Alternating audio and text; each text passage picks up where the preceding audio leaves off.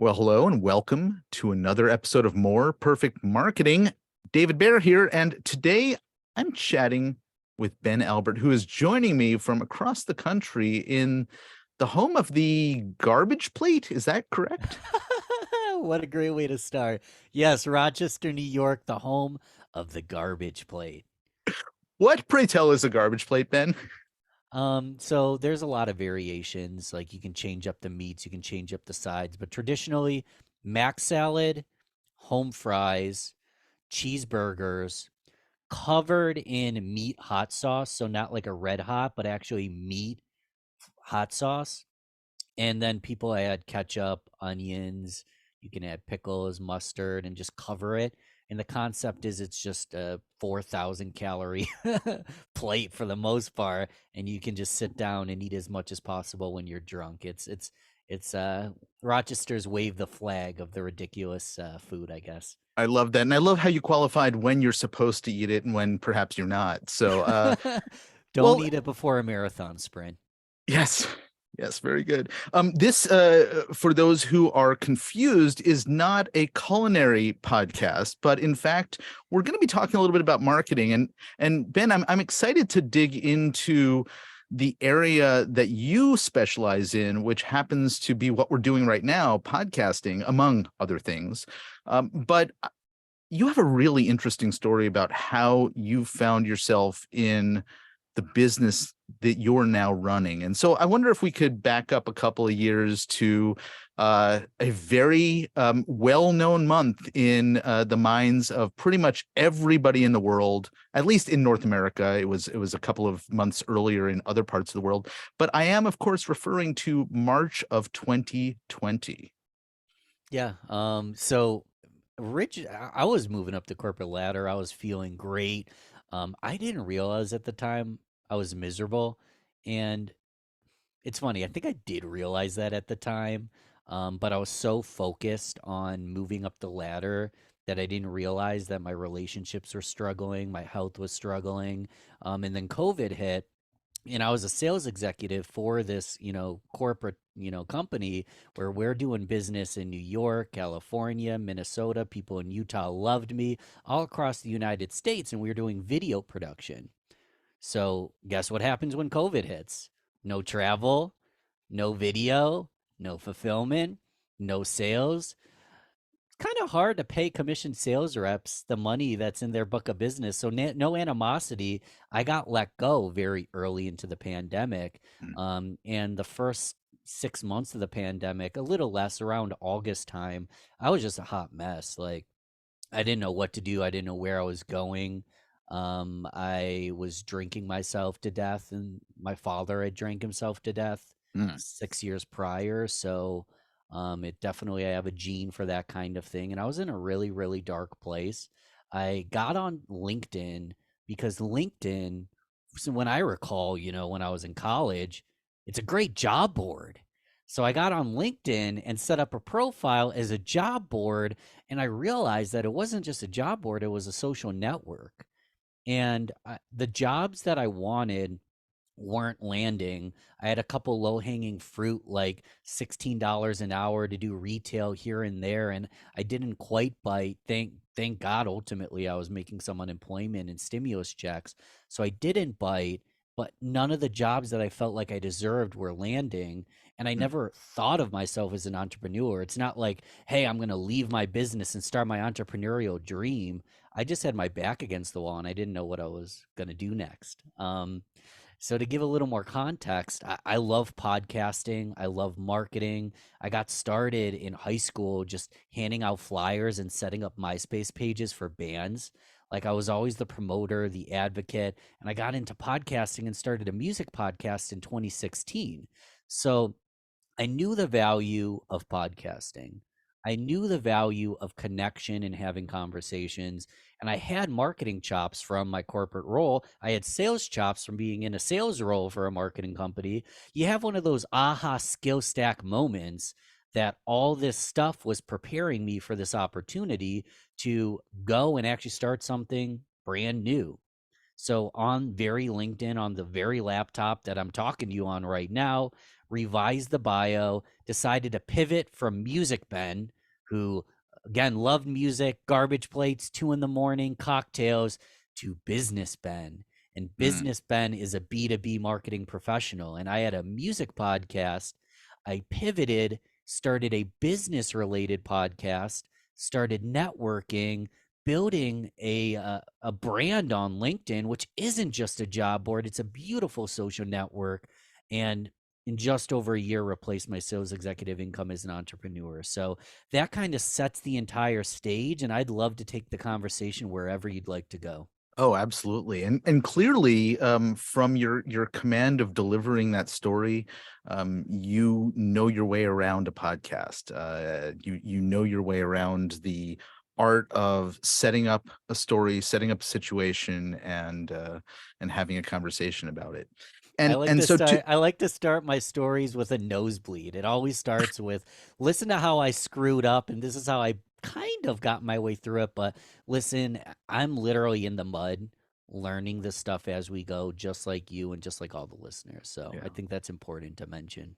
Well, and that nosebleed idea, by the way, is classic storytelling, and I know you've spoken with people who know storytelling very well as guests of yours, and that's classic. I mean, it's classic in Hollywood. It's classic in who you had. I think I'm trying to remember. Was it Matthew Dix that you interviewed at one point? Yeah, And part he's two's coming out soon, Oh, Matthew Dix. excellent. Yeah.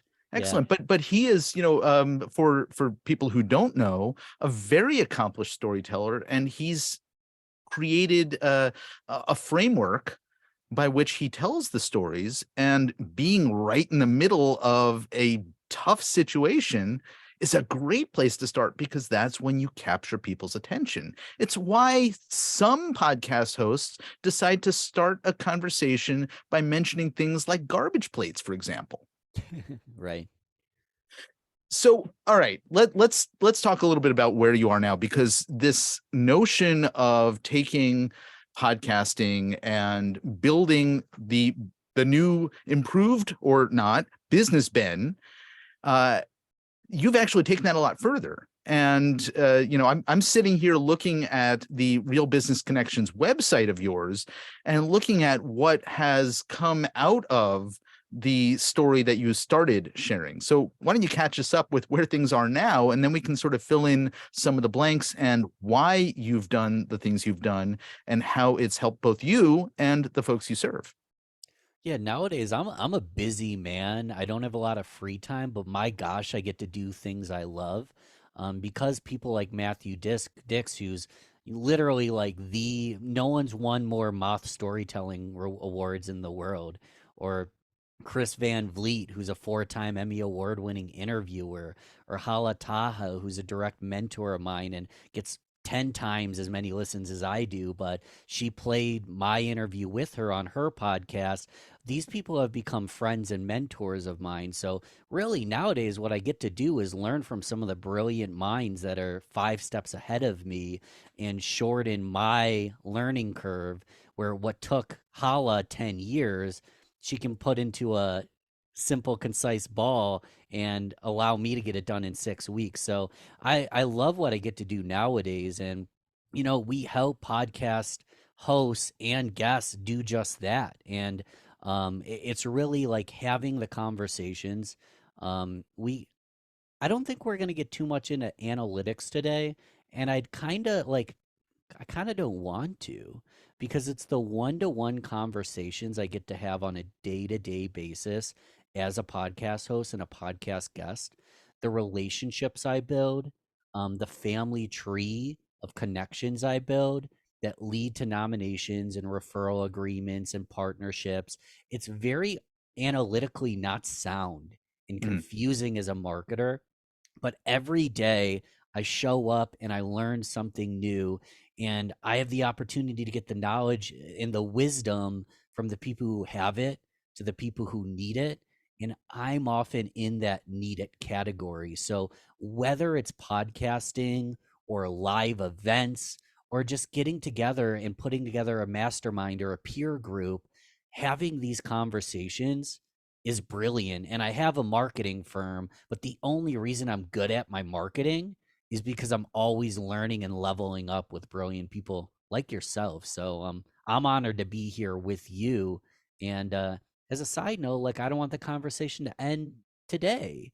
It's about the relationships you get to build, and podcasting is really just one of the mediums to create those conversations. I want to go back to something that I heard you say a moment ago, which was, Cool. for marketers, it's all about the analytics, and first I would say, wait, that's kind of modern day marketers are super hyper into analytics, right? Old school marketers didn't have access to the amount of data that we have these days. So if you think back to pre-internet days, and I'm guessing maybe you weren't around then, there is a lot to be said for data, but data didn't come as fast as it comes at us these days. But there's something around podcasting that is a lot more, I think, around similar to the way that traditional old school selling happens. It's relationship building, it's networking. And Hmm. so, yes, podcasts, as I think many listeners might expect, are pieces of media that are developed, content that are developed, and most people assume, well, it's for the audience, and that's true. I mean, I It is. love when people actually listen to these conversations, and I share them in my emails, and I have them up on YouTube, and people engage with the content and react to the content, join my email list, and all of those things. But what I'm much more keen on is the benefit that you just described of the relationship that occurs between the individuals who are participating in that conversation. So I wonder if you can talk a little bit about how that relationship is central to sort of the strategic approach that you take with this platform, because you mentioned, oh, it could be live events, it could be other things. How do you see podcasting in that version of the channel? Dude, it's everything, and we're on the same wavelength. I'm intentional when I say wisdom from the people who have it to the people who need it, and I am in that needed category a lot of the time.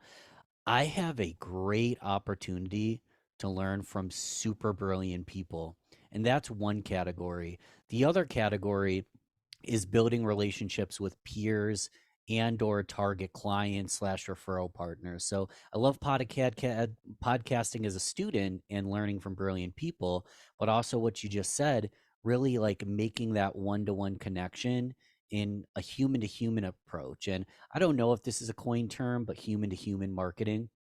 We, Humans, we've had two other guests who have used that phrase. So if H2H. they haven't claimed it, you should. H2H marketing. Humans buy from humans who sell to humans that create products for humans. Even AI devices are generally programmed by humans to serve humans. And at the end of the day, it's a human facilitating a sale and an experience for another human. So once we got that off, I believe that the future of marketing with the technology is going to be more of that traditional sales approach. It's going to be that personal brand. What do people say about you behind your back? It's like, if everybody has a great solution, I'm going to want to work with someone that I relate to. And that person's going to be someone I have a relationship with. Sometimes not one to one, but maybe in a one to many approach. Like I'm watching their content, I see them as a thought leader, I want to work with them. But on the one to one approach, I get to have fantastic conversations every single day. And on the back end, you kind of create a business like experience.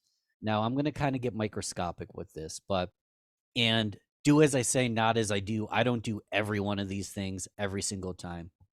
But when you book someone to be on your show, you make a ask. We'll do the host perspective. We can do the guest perspective as well if we I can't want. wait to find out all of the fails that I've had, because Oh I my didn't god. do a bunch of these things before you arrived. But go ahead. If anybody's looking to start a podcast or they already have one, listen to this specific segment because I have 1,000 fails that made me to realize all these little steps. And if you can automate them, great. But I like to keep it human to human anywhere I can. So you make a powerful ask. It's not just, hey, David, would you come on my show? It's, hey, David, I like X, Y, and Z. Will you come on the show and talk about this? I think you can add value to my audience. Or if you're leveling up and trying to get a guest that once was out of your league, it's, hey, David, I want you to join a great crew, including Matthew, Dix, and Chris Van Vliet. What I do is I name drop people that I know they're following. So a lot of times I can't get a big guest right away, but I'm name dropping people that I know that guest knows. So over time, you up level. So your approach to bring them on is very professional and refined. Then when you bring them on, you want a proper scheduling link, you want proper follow up, and to ensure that they arrive. Then they arrive, you're prepared. Depends on the style of your show. You don't have to prepare 50,000 questions. That's actually going to sound scripted, but you come prepared, ready to go, whether it's conversational or slightly scripted. You allow them to show up as their best self. You make the interview go fantastic. Afterwards, you thank them. You let them know you appreciate it. In my case, I like to create a little cartoon gift for my guests, and I create some micro content, and I shower them with love afterwards. The morning of, when the episode comes out, I send them an email with all the links, and I send them a text message, not to spam them, just to be like, hey, David, incredible show, just went live. Check your email.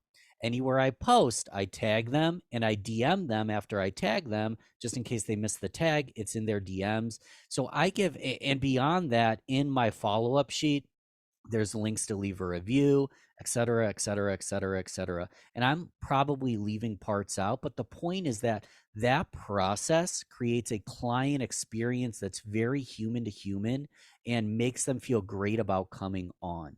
Now, they are not a client, but I still had an opportunity to give them a client like experience so they know what it would feel like if they were to be a client.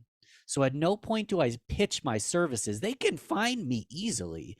I give them a world-class client-like experience so they know what it would feel like. And most of my guests do not become clients, but some of them become my biggest cheerleaders and referral partners, where just one guest, as an example, brought me $50,000 worth of business in the past year just through his referrals, because he didn't have money to, afford the services I was offering. But he knew what it would feel like to spend money on me.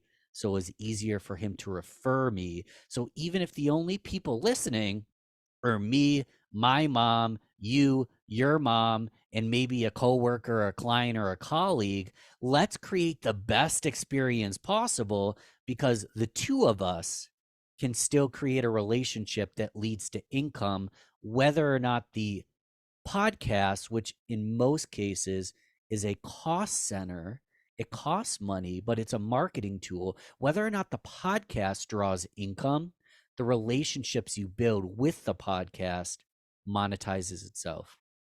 I, I love how you painted this picture, and I want to reinforce one thing that you said, and you kind of revisited this at the very end there, that even if nobody is listening, right? And by the way, my mother's in her mid 80s. I don't even know if she knows how to listen to a podcast. I don't know that she knows I have a podcast or what one is. But Yes. if nobody is listening, there is still tremendous value in all of that communication that's happening around the event of the podcast being recorded and the podcast being published, because it gives an opportunity to connect and connect and connect over and over again with that other human at the other end of the relationship. And that's gold, regardless of where that relationship is intended to go. Amen. And especially if you're premium, high ticket, or small, and a little more boutique, a little more relationship based. Because if you're slinging a product that's $97 and you're looking at scale, you need more than just 3 listeners.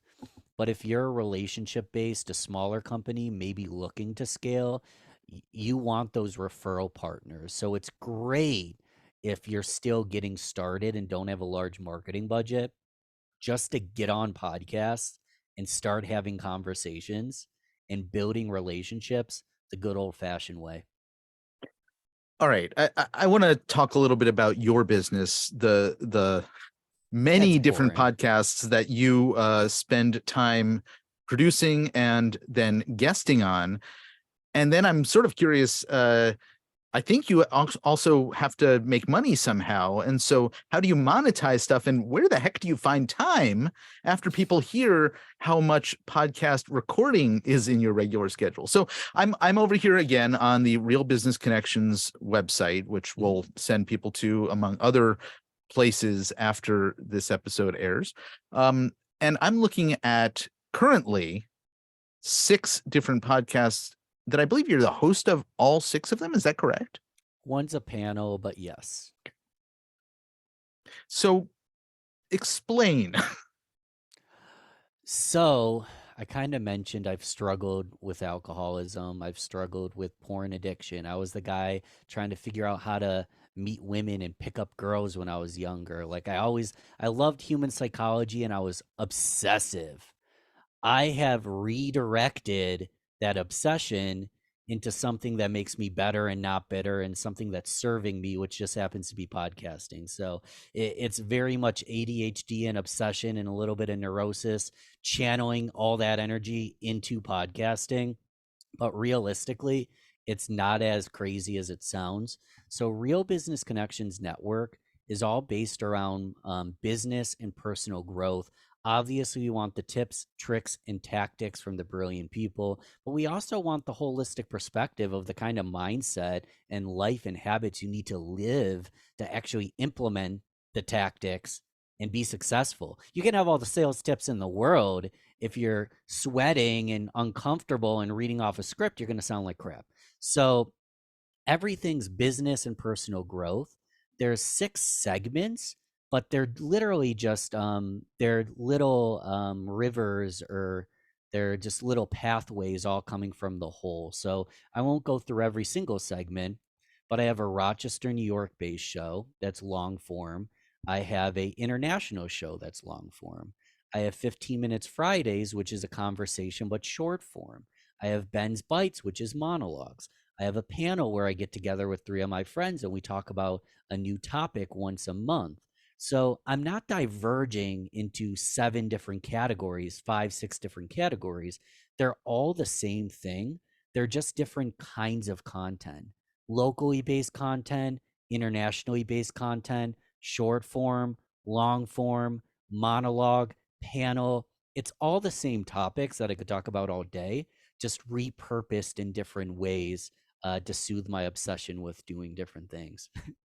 Now, okay, so this is a side of your business, and you've mentioned a couple of times clients, and I'm wondering how the client piece of it figures into the whole thing. I notice on the site, at least at the moment, that Mhm. there's a sponsor of the site, and that is your business. But Exactly.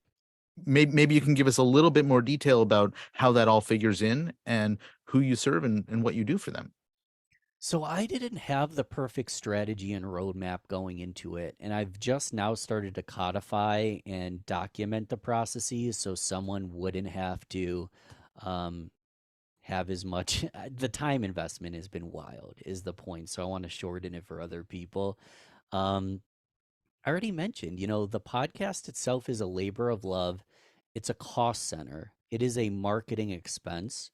But I get to learn from genius people and peers and have conversations that lead into Balbert Marketing, which is my marketing firm.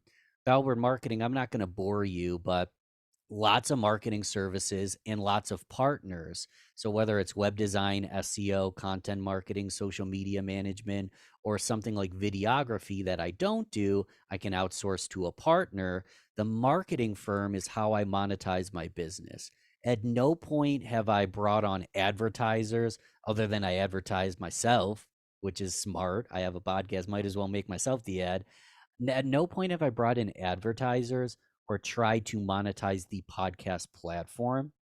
It's for branding, thought leadership, networking, and awareness of Balbert marketing, because it's the Balbert marketing tools that actually allows me to monetize what I'm doing with the podcast. And in the long run, and there's a lot more to come. So imagine you sell web design, SEO, and social media, but all your clients come through podcasting, social selling through LinkedIn, and networking. You start to wonder, as a marketer, I'm selling A, B, and C, but I get my clients X, Y, and Z. What I have been doing, and you're going to see more and more of this in the future, is been quadrupling down on the Real Business Connections brand, Ballard Marketing's traditional online marketing services. But the future is podcasting, networking, and social selling on LinkedIn, so I can actually replicate what I did for other companies. So this is kind of just a thought experiment to show that I didn't go in with a roadmap or a game plan, Mhm. but by doing the work and getting a little bit of momentum, the clarity came with time. I think we want to go in with the perfect plan. I went in with a good plan that was imperfect, and now the perfect plan kind of unraveled itself over time. If I were to do it again, I'd be documenting the process a lot better, because that's another thing that I missed out on. But the future is now to go on with Real Business Connections, et cetera, et cetera, et cetera. And so do you think that podcasting as a service is going to be central to your future as well?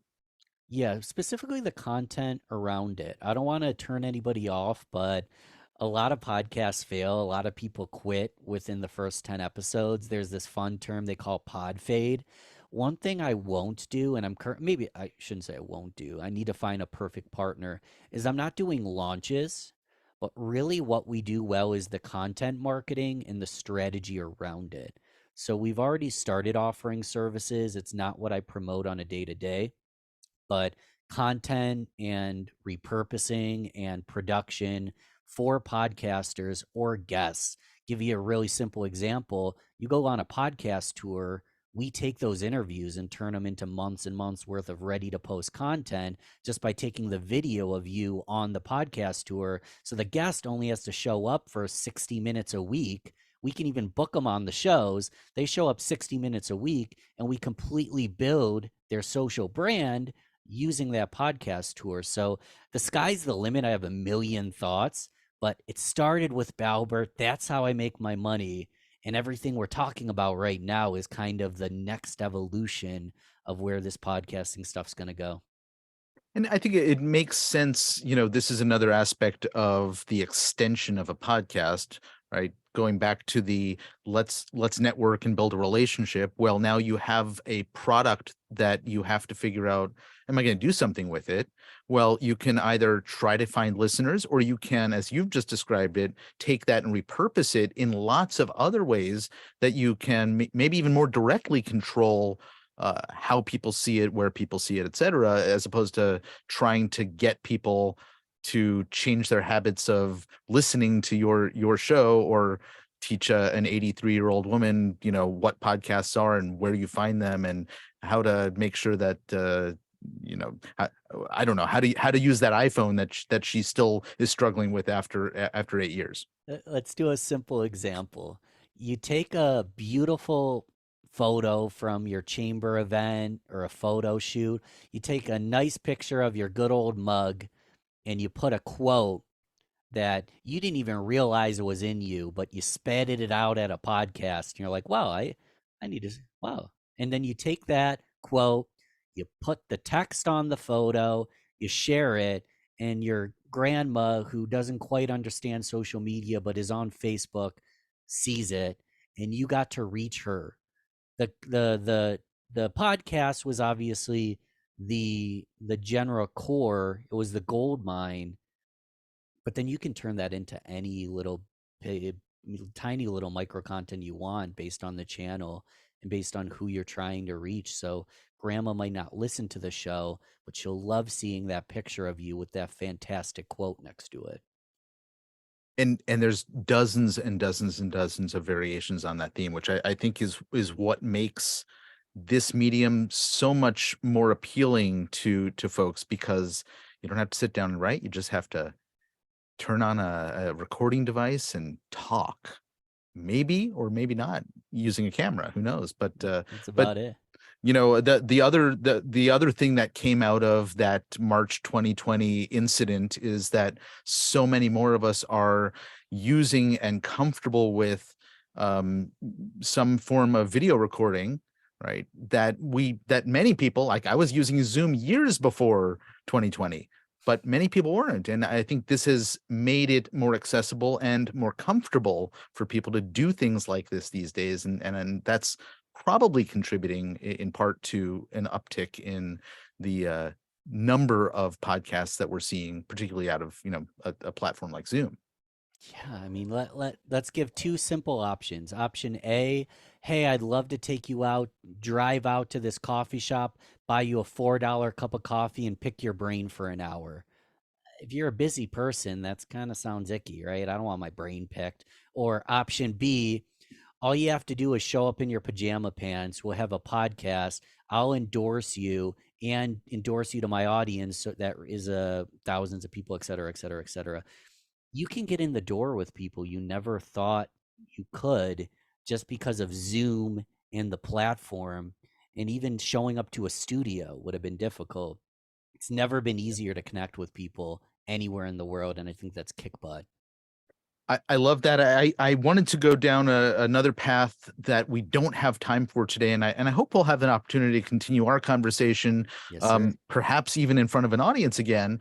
But I did want to acknowledge something that I thought was just spectacular that I experienced having you as a guest, and that's the level of thoroughness you provided in terms of information that you shared about yourself and about the things that you could talk about, resources that you had available, etc. And you made it so easy for me as a host to find the information that I was after, to come prepared to have an interesting and hopefully riveting conversation. And I really appreciate that. We'll have to save it for another time to actually explain what you've done, because I think there's a whole other episode there around that strategic approach that Can I you've give taken. the 10-second version? I have Please. I have a press kit. If you're a football player, would you show up without a helmet? You wouldn't show up to a game without a helmet. I have a press kit. Took me about 3 hours to put together, and I send it to anybody when I'm coming on a show so we can better prepare. And again, if you're a football player, would you show up without a helmet? So I try to put together the best press kit I can, and it's an easy way to just get more opportunities. So, Ben, before I let you go, I want to give you an opportunity to share a little bit about how folks can find out more about you, and maybe to help put that helmet in their hands if they don't currently have one, so that they can show up properly in all of their marketing efforts. Yeah, guys, I might regret this one day, but I don't charge for like quick complimentary consultation calls. Like, come to me with any questions, connect on LinkedIn, calendar, any of that stuff. But before you do anything, you're already here listening. Make sure you leave David a 5-star review, click the thumbs up, leave a comment, show him love, because none of this is possible without him. And you can find me wherever you found this. So just type in real business connections wherever you found this. You'll find me, whether it's a podcast, YouTube, website, and we'll go from there. Excellent. And of course, we will have all of your links in the show notes for this episode as well. Perfect. Hey, Ben Albert, thank you so very much for hanging out with me. I really appreciate it. This was fun, man. Anytime. I love it. Indeed. Folks, this has been More Perfect Marketing. If you know somebody who can benefit from listening to the conversation you just heard, please, by all means, share it. Until next time, I'm David Baer. We'll see you soon. Bye-bye.